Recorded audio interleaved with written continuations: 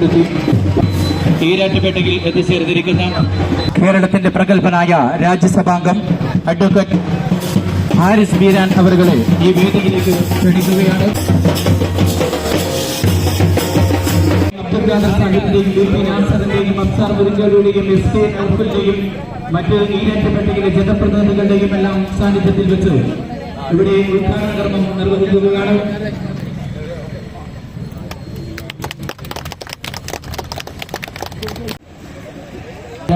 എല്ലാം സാന്നിധ്യത്തിൽ കേരളത്തിന്റെ പ്രഗത്ഭനായ രാജ്യസഭാംഗം അഡ്വക്കേറ്റ് ഹാരിസ് ബീരാൻ അവരുകൾ നവീകരിച്ച എം എസ് കുളം പൊതുജനങ്ങൾക്കായി തുറന്നു നൽകിയിരിക്കുകയാണ്.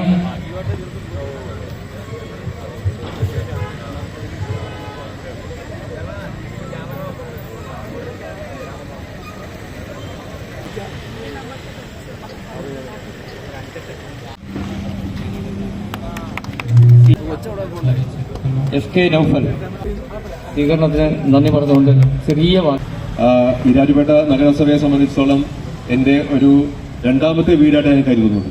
ഇവിടെ കൊടുത്ത അത്രയുള്ള തുക, അതായത് നമ്മുടെ MP ഫണ്ടിൽ നിന്ന് കൊടുത്ത തുക എന്ന് പറയുന്നത് ഇവിടുത്തെ ചെയർപേഴ്സണും അതേപോലെ തന്നെ ഇവിടുത്തെ മെമ്പർമാരും ആവശ്യപ്പെട്ടിട്ട് എന്താണ് നാട്ടുകാരുടെ ആവശ്യം ഓരോ സമയത്തും വന്ന് നമ്മുടെ അടുത്ത് വന്ന് അതിൻ്റെതായിട്ടുള്ള ഫണ്ട് കൊണ്ടുപോവുകയും ഫണ്ട് കൊണ്ടുപോകുക മാത്രമല്ല ആദ്യമായിട്ട് കാര്യങ്ങളും പദ്ധതികളും നടപ്പാക്കുകയും ചെയ്ത നഗരസഭയാണ് ഈ ഈരാറ്റുപേട്ട നഗരസഭ. ഏറ്റവും അവസാനം കൊടുത്ത ഫണ്ടുകൾ പോലും ഇവിടെ വിനിയോഗിച്ച് അതിന്റെ പദ്ധതി പൂർത്തീകരണം വന്നതിന്റെ ഒരു ആഹ്ലാദത്തിലാണ് ഞാനും നിങ്ങളും എല്ലാവരും. എന്തായാലും വാഗ്ദാനം എന്ന് പറയുന്നത് തുടർച്ചയുണ്ടാകുമെന്ന ഈ കാര്യത്തിൽ യാതൊരു സംശയവുമില്ല. ആ തുടർച്ച ഉണ്ടായി കഴിഞ്ഞു കഴിഞ്ഞാൽ ഇനിയും നമ്മളുടെ ഭാഗത്തു നിന്നുള്ള എല്ലാ വിധത്തിലുള്ള സപ്പോർട്ടും കൂടി ഞാൻ വാഗ്ദാനം ചെയ്തുകൊണ്ട് ഈ കുളത്തിന്റെ ഔപചാരികമായിട്ട് ഉദ്ഘാടനം നിർവഹിച്ചത് പ്രഖ്യാപിച്ചു.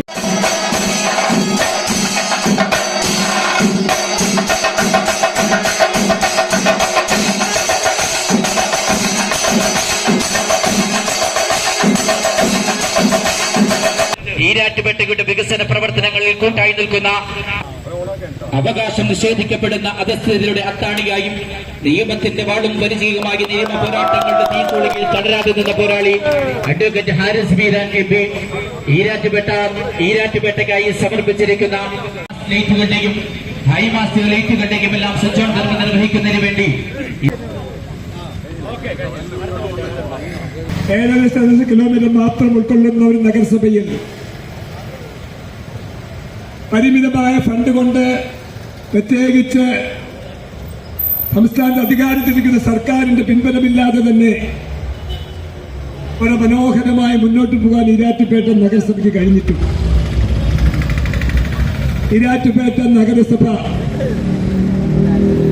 കഴിഞ്ഞ 58 മാസക്കാലം കൊണ്ട് റോഡ് വികസനത്തിൽ പൊതു റോഡുകൾക്കായി 5.5 കോടി രൂപയും ഡിവിഷൻ റോഡുകൾക്കായി 4 കോടി നാടിന്റെ പൊതുസ്വത്തായിരുന്ന സ്വന്തം ജീവിതം മുഴുവൻ ഒരു മെഴുകുതിരി പോലെ ഈ നാടിന് വേണ്ടി അരിഞ്ഞു തീർത്ത PMA കരീം സാഹിബിന്റെ കാലത്ത് കൊണ്ടുവന്ന അഹമ്മദ് കുരിക്കൽ നഗർ CM റഷീദിന്റെ കാലത്ത് പൊളിച്ചു മാറ്റി എന്ന് മാത്രമല്ല 5 വർഷക്കാലം ഈരാറ്റുപേട്ട ഹൃദയമായ കുരിക്കൽ നഗർ ജംഗ്ഷനിൽ അവിടെ പച്ചക്കറിക്കാർക്ക് പഴയ കുട്ടികൾ ഇടുവാനും മുട്ടത്തോടിടുവാനും കാബേജ് ഇടുവാനുമുള്ള സ്ഥലമായി മാറി 5 വർഷക്കാലം നിരന്തരമായി നിയമ പോരാട്ടം നടത്തി കേരള ഹൈക്കോടതിയുടെ അനുവാദത്തോടുകൂടി മനോഹരമായ ഒരു കുരുക്കൽ നഗർ ഒരു രാത്രി കൊണ്ട് നിർമ്മിക്കുവാൻ ഈ നഗരസഭാ ഭരണസമിതിക്ക് കഴിഞ്ഞു. ചെയ്തന്മാരെ നഗര സൗകര്യവൽക്കരണവുമായി ബന്ധപ്പെട്ട് ഈരാറ്റുപേട്ട കടുവാമുടിയിൽ 4 ലക്ഷം രൂപ മുടക്കി വളരെ മനോഹരമായ ഒരു ഓപ്പൺ ജിം നിർമ്മിച്ചപ്പോൾ നമ്മൾ സോഷ്യൽ മീഡിയയിലെ ആളുകൾ പറഞ്ഞത് നിങ്ങളെല്ലാം കേട്ടും അറിഞ്ഞും കാണും. മേൽക്കൂര ഇല്ലാത്ത ഓപ്പൺ ജിമ്മുമായി ബന്ധപ്പെട്ട മേൽക്കൂരയുടെ പണം മുഴുവൻ നഗരസഭാ കൗൺസിലർമാർ അടിച്ചു മാറ്റി. ആ സോഷ്യൽ മീഡിയ ജീവികളോട് ഞങ്ങൾക്ക് പറയാനുള്ള പാലായിൽ, അങ്കമാലിയിൽ, കോട്ടയത്ത്, കേരളത്തിൽ ഏതാണ്ട് 48 ഓപ്പൺ ജിമ്മുകളുണ്ട്. അത് ഓപ്പൺ ജിം എന്ന് പറയുന്നതിന്റെ മേൽക്കൂര ഇല്ലാത്തത് കൊണ്ടാണ്. ഈരാറ്റുപേട്ട നഗരസഭയിൽ ഓപ്പൺ ജിം നിർമ്മിച്ചപ്പോൾ അതിനെതിരായി സോഷ്യൽ മീഡിയയിലൂടെ ഞങ്ങളെ അപമാനിക്കുവാനും പരിഹസിക്കുവാനും ഇവിടുത്തെ ഇടതുപക്ഷ കക്ഷികൾ തയ്യാറായി. ഈ നാടിന് വേണ്ടി എന്ത് ചെയ്താലും ബഹുമാനപ്പെട്ട കേരള ഹൈക്കോടതിയുടെ ഉത്തരവ് മേടിച്ച് ചെയ്യേണ്ട ഗതികേടിൽ ഒരു ഭരണസമിതിയായിരുന്നു കഴിഞ്ഞ 5 വർഷക്കാലം നഗരം ഭരിച്ചത്. കടുവാമൊഴി ബസ് സ്റ്റാൻഡ് ഒരു സങ്കല്പമാണ്.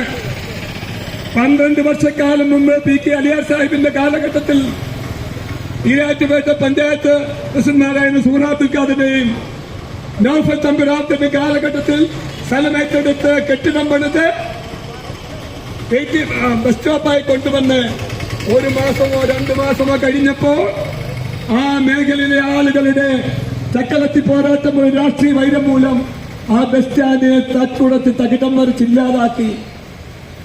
12 വർഷക്കാലത്തിന് ശേഷം ഈരാറ്റുപേട്ട നഗരസഭയ്ക്ക് കേന്ദ്ര ന്യൂനപക്ഷ മന്ത്രാലയത്തിന്റെ 3,24,00,000 രൂപ നഗര വ്യാപാര കേന്ദ്രമായി ഈരാറ്റുപേട്ടയ്ക്ക് കോട്ടയം ജില്ലയിൽ ആദ്യം അനുവദിച്ചപ്പോൾ അതിനെതിരായി 12 വർഷക്കാലം സമരം ചെയ്യാതിരുന്ന അവിടുത്തെ ആളുകൾ കുടിൽ കെട്ടി സമരം തുടങ്ങി.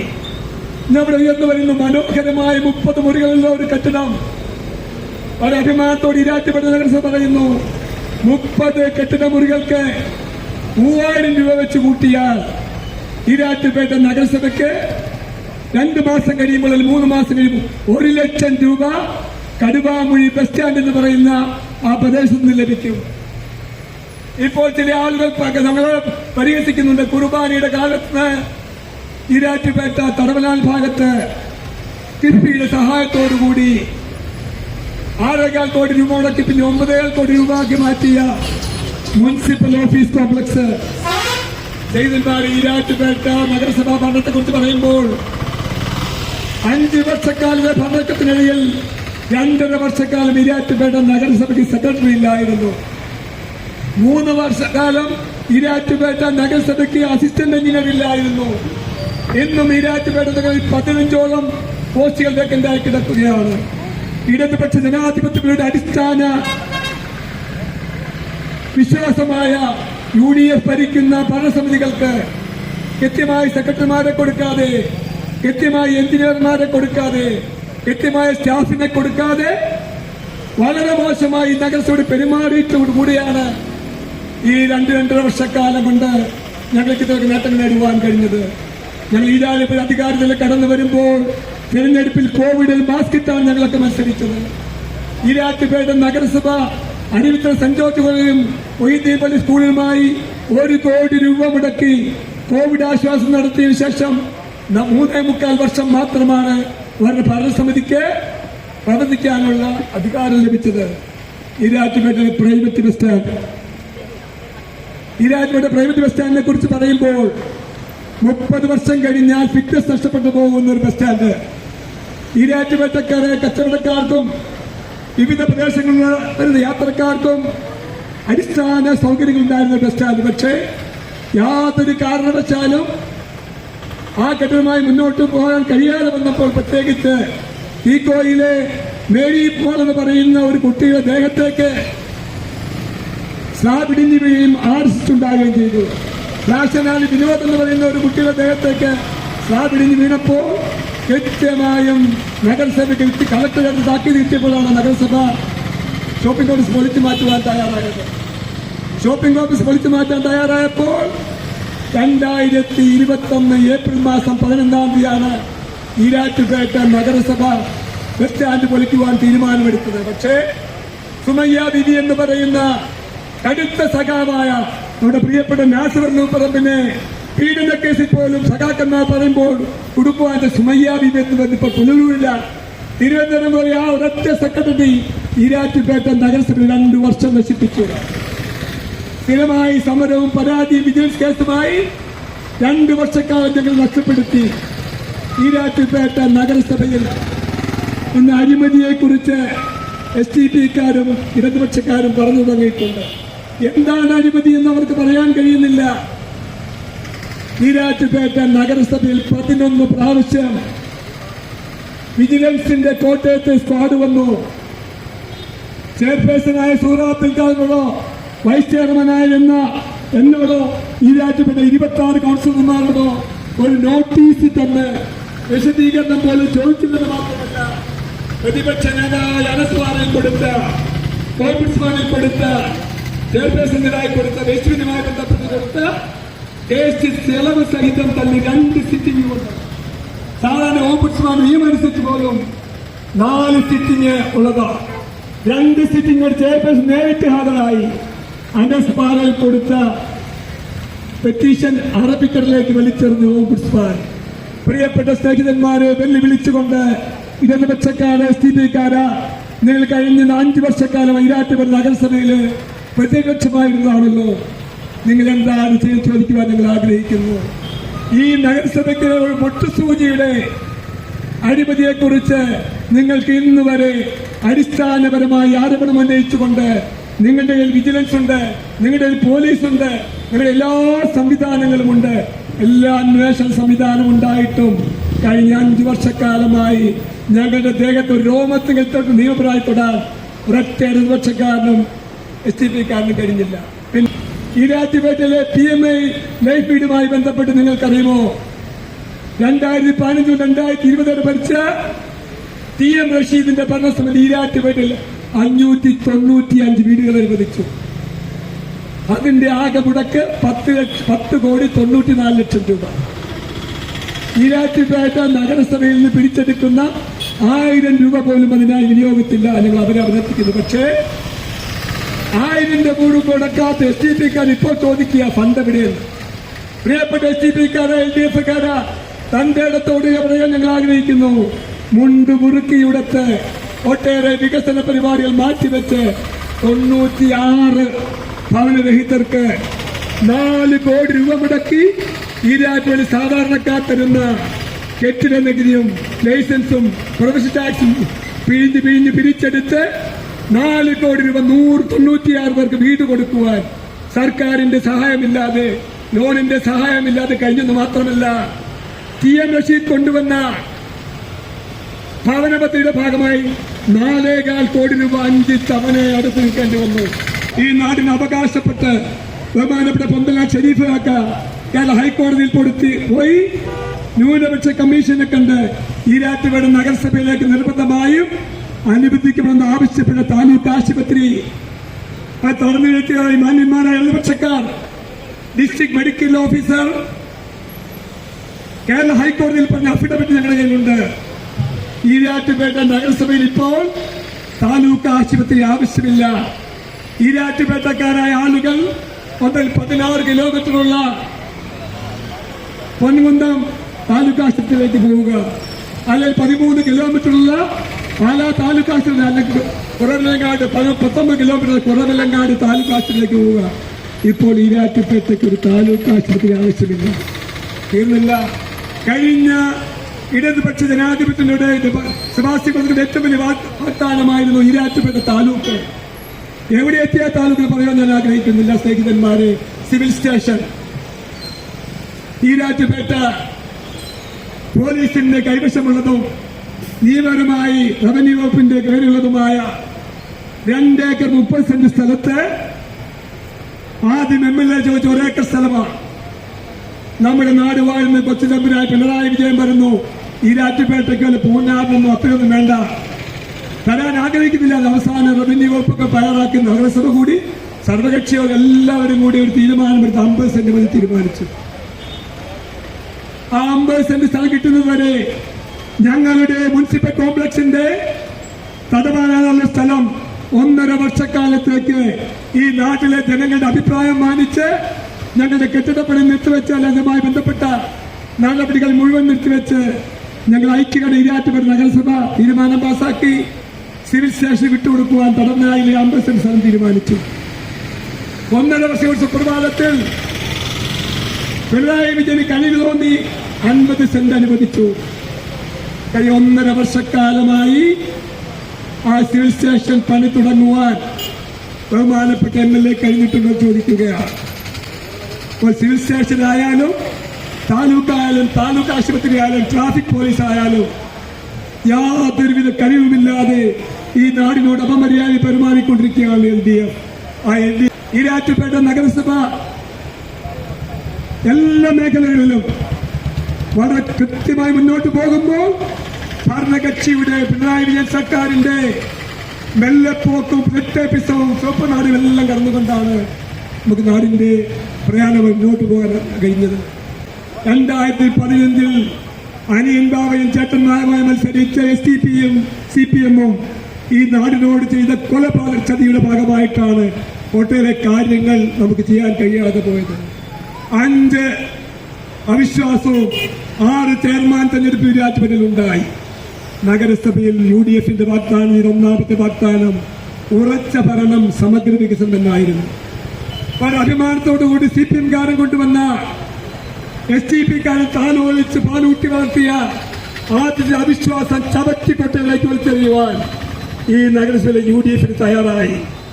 ഒരേ സമയത്താണ് BJP-യും CPM-ഉം ധാരണയായിക്കൊണ്ട് കോട്ടയത്തും SDP-യും CPM ധാരണയായിക്കൊണ്ട് ഈ രാജ്യത്തിലായ 9 മാസം മാത്രം പഴക്കമുള്ള ഭരണസമിതി അട്ടിമറിക്കുവാൻ തയ്യാറായത്. കേരളത്തിലെ പ്രിയങ്കരനായ പ്രതിപക്ഷ നേതാവ് ശ്രീ VD സതീശൻ CPM-ന്റെ അന്നത്തെ സംസ്ഥാന സെക്രട്ടറി ആയിരുന്ന വിജയരാഘവനോട് ചോദ്യം ചോദിച്ചു.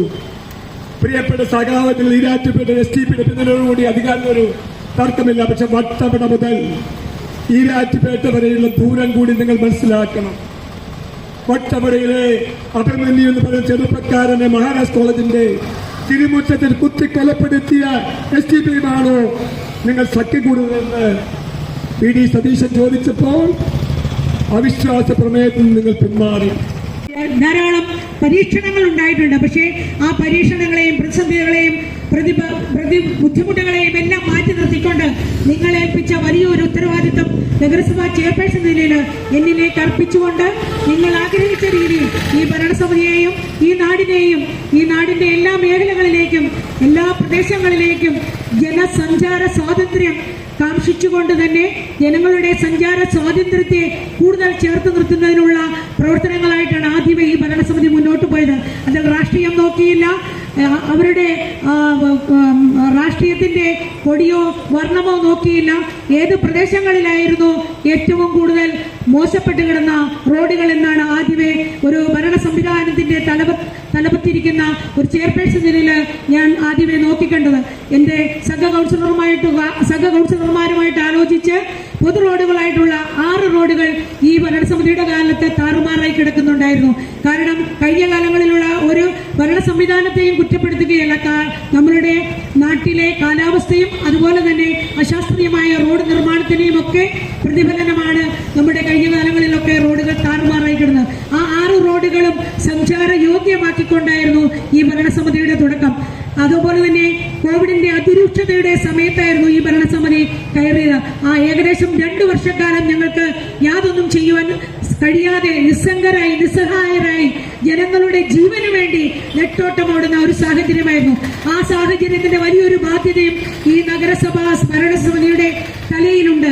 അതിനിപ്പം പുതിയതായിട്ട് വന്ന സൺറൈസുമായിട്ട് കൈകോർത്തുകൊണ്ട് ആ ബാധ്യത തീർന്നാൽ തീർന്നു. അതല്ലെങ്കിൽ ഈ 28 കൗൺസിലർമാരും അതിന്റെ ബാധ്യതയ്ക്കായിട്ട് വലിയ വില നൽകേണ്ടി വരും. ഞാൻ കൂടുതലായിട്ടൊന്നും പറയുന്നില്ല. കാരണം ജനങ്ങളുടെ ജീവന് വേണ്ടി, അവരുടെ ഓരോ ശ്വാസത്തിന് വേണ്ടി എല്ലാവരും ഓടുമ്പോൾ ജനങ്ങളോടൊപ്പം നിന്നുകൊണ്ട് ആ റിംസ് എന്ന് പറയുന്ന ഹോസ്പിറ്റൽ, മെഡിക്കൽ സെന്റർ എന്ന് പറയുന്ന സംവിധാനത്തിലൂടെ ഏറ്റെടുത്തുകൊണ്ടാണ് ഈ ഭരണ സംവിധാനം ആദ്യമേ മുന്നോട്ട് പോയത്. അതാണ് ഏറ്റവും തുടക്കം എന്ന് പറയുന്നത്. ആരോഗ്യ മേഖലയ്ക്ക് വേണ്ടി ഈ ഭരണസമിതി ആദ്യമേ ചെയ്തത് അതാണ്. പിന്നീടായിരുന്നു നമ്മളുടെ പല കാര്യങ്ങൾക്കും തുടക്കം കുറിച്ചത്.